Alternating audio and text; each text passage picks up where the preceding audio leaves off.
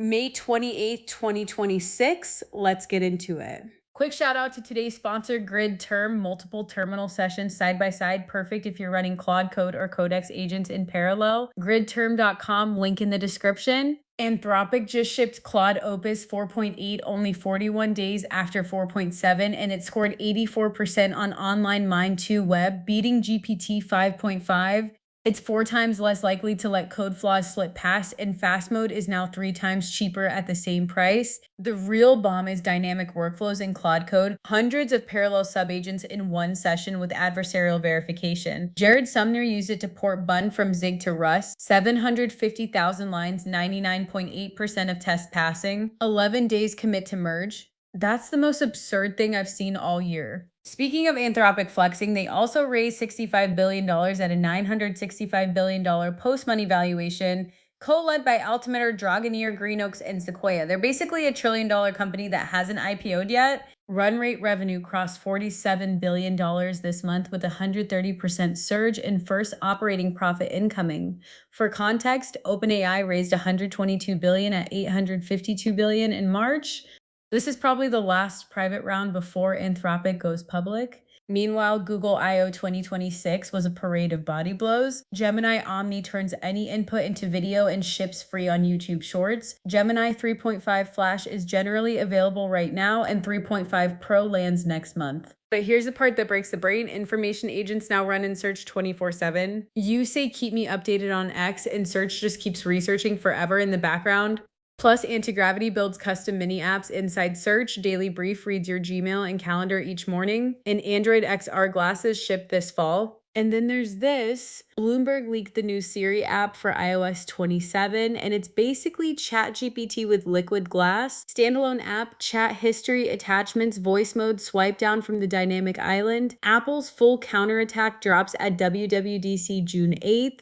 Here's the kicker. It's running Google's Gemini under the hood. Apple has 2.5 billion devices in the wild. ChatGPT has 900 million weekly users. Sam Altman just felt a disturbance in the force. Virtu unveiled the Alpha Fold, an AI foldable that starts at $6,880 in calfskin and tops out at $46,800 for the alligator skin, gold, and diamond version.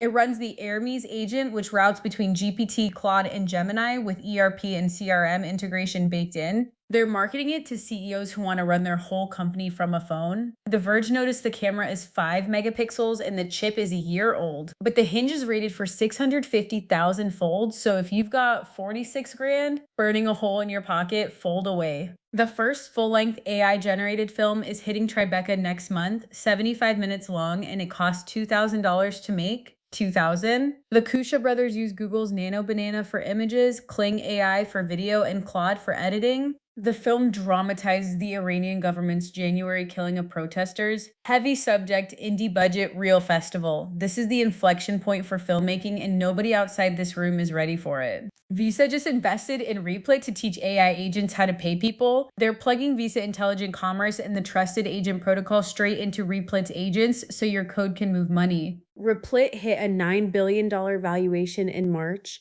tripled in 6 months. Some customers are showing 300% net retention, which is the kind of number that makes VCs do that weird high-pitched noise. They're also launching self-serve enterprise contracts up to $200,000 with 0 sales calls. Sesame, the conversational AI startup from the Oculus founders with $250 million from Sequoia, finally launched its public iOS app. 4 agents named Maya, Miles, Simone, and Charlie, each with their own voice, personality, and memory. The clever bit is it runs parallel searches mid-sentence and pivots mid-thought, so it actually sounds human instead of doing that awkward robot pause. Free in 39 countries today, and they're targeting eyewear in 2027. Illinois just passed the broadest AI safety law in the country, independent audits at AI companies, and whistleblower protections. Governor J.B. Pritzker says he'll sign it. This goes further than anything New York or California has done. If you work at a frontier lab and you see something sketchy, Illinois now has your back. And finally, Asana bought no-code agent builder Stack AI for $75 million.